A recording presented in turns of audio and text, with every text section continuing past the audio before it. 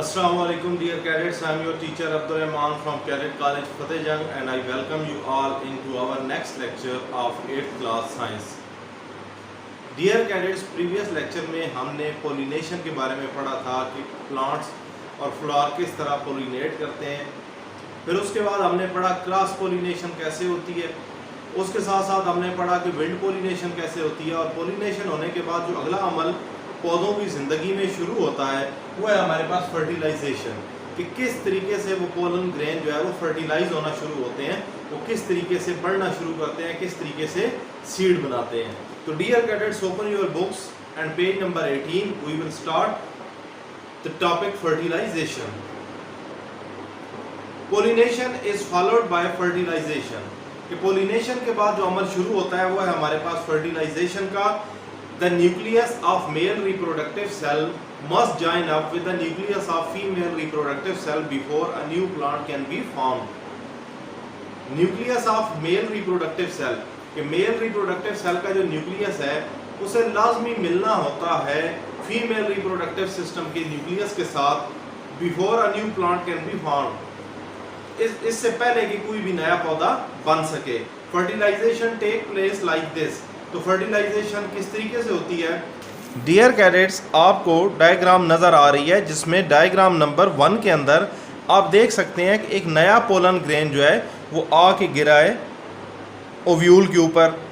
अब ओव्यूल के ऊपर जब गिरा है तो वो वहाँ से एक पोलन ट्यूब जनरेट होगी और वो होते होते ओव्यूल के अंदर तक आ जाएगी। तो अब आप देख सकते हैं कि each pollen grain grows a pollen tube down to an ovule. तो हर पोलन ग्रेन जो है वो एक ट्यूब उगाता है जो कि नीचे ओव्यूल तक आती है। उसके बाद हम डायग्राम नंबर 2 की तरफ जाते हैं तो वहाँ पे हम देखते हैं कि वो ट्यूब क्या हुआ, वो चलते चलते चलते बिल्कुल ओव्यूल तक पहुँच गई। ओव्यूल तक पहुँची तो हम देख सकते हैं छोटे छोटे हमारे पास डॉट्स 2 नज़र आ रहे होंगे, वो आपके पास पोलन ग्रेन है जो कि मूव करते हुए आ रहे हैं और पहुंच जाएंगे किस तक? ओव्यूल तक।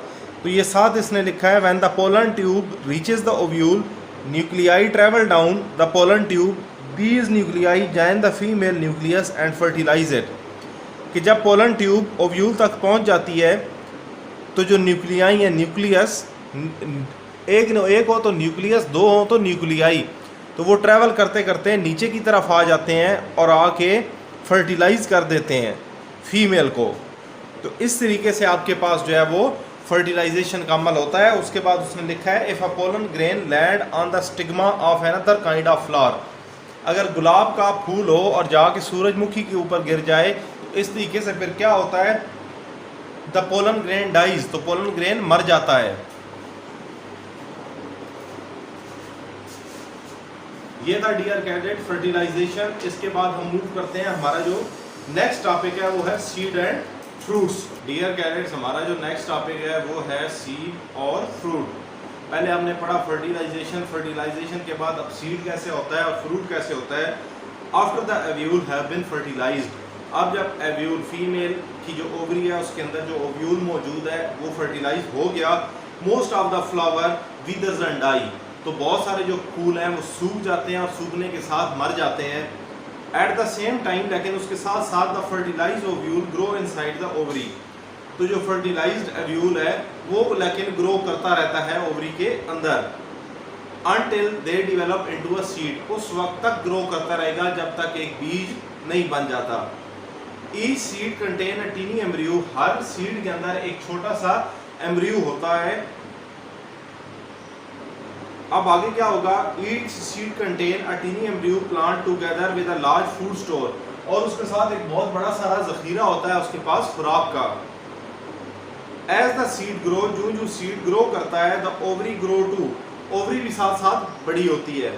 The fully developed ovary with its seed inside it is called fruit, जब ओवरी बड़ी हो जाती है, मुकम्मल साइज पे आ जाती है तो वो फ्रूट कहलाती है। तो फ्रूट के अंदर बहुत सारे सीड्स होते हैं। बीन पॉड्स, ये जो बीन की फलियां होती हैं आपके पास, उसके बाद सेकमोर हेलिकॉप्टर्स, सेकमोर हेलिकॉप्टर जो है आपके पास ये जो इंजीर का पौधा होता है ये आपके पास।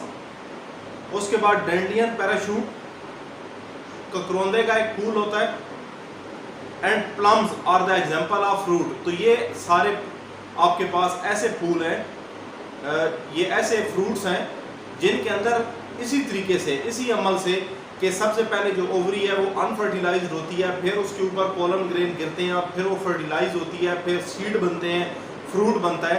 ये सारे के सारे इसी के ही एग्जाम्पल हैं। जैसे मैंने आपको अंजीर के पौधे का बारे में बताया, फलियों के बारे में बताया, करोंदा है, ये सारी एग्जाम्पल हैं इसकी।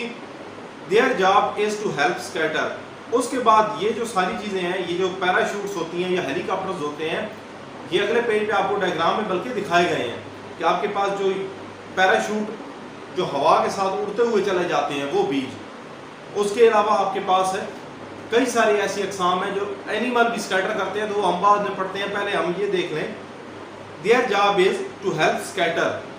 अब ये जो आपके पास पैराशूट और हेलीकॉप्टर होते हैं, इनका काम होता है टू हेल्प, मदद करने में, स्कैटर फैलाने में, और डिस्पर्स, स्कैटर का मतलब भी फैलाना है, डिस्पर्स भी दूर दूर तक फैला देना।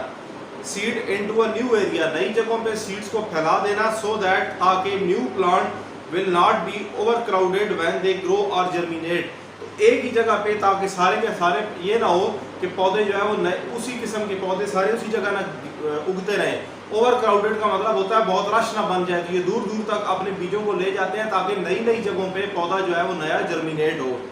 अब different way through which seed are scattered, हमारे पास मुख्तलिफ तरीके हैं जिसके जरिए सीड जो है वो स्कैटर होता है। तो सबसे पहले हमारे पास जो लिखा हुआ है, some seed are scattered by wind, कुछ जो बीज हैं वो फैलते हैं हमारे पास हवा के जरिए। Some seed are scattered by animal, कुछ जो है वो जानवरों की बॉडी के साथ चिमट जाते हैं। जब जानवर घास खाते खाते करीब जाते हैं तो वो साथ चिमट गए और जानवर अगली जगह गए तो वो वहां से बीज गिर गए। उसके बाद if left out to dry out, अगर आप सूखने दें द पार्ट्स ऑफ पी, तो आपके पास जो पी की फलियां हैं, and beans suddenly burst open, ये अचानक जो है ये खुल जाते हैं। Throwing the seed away from the parent plant, parent plant से इनके सीड्स जो हैं वो गिर जाते हैं। This is due to the stress that build up in the wall of pot and it dry out. अब ये क्यों फटता है? क्योंकि इसके अंदर स्ट्रेस, एक टेंशन क्रिएट होती है। क्यों कि जब ये गीले होते हैं उस वक्त तो ठीक, लेकिन जो ये सूखते हैं, सूखते सूखते सूखते यकदम ये फट जाते हैं, खुल जाते हैं। और उसके अलावा आपके पास नट्स जो है, एक्रोन, ये अमूमन स्क्विरल आपके पास जो है वो लेके जाते हैं और बरी कर देते हैं ताकि बाद में खाएंगे, लेकिन भूल जाते हैं। तो इस तरीके से बहुत सारे बीज जो है वो हमारे पास, बहुत सारे सीड्स जो है वो फैलते हैं। तो डियर कैडेट्स, ये तो हमारा टॉपिक था जिसमें हमने फर्टिलाइजेशन, सीड और फ्रूट के बारे में पढ़ा। अब नेक्स्ट मैं आपको होमवर्क बताऊंगा, तो आपको होमवर्क वीडियो के अंदर मिल जाएगा।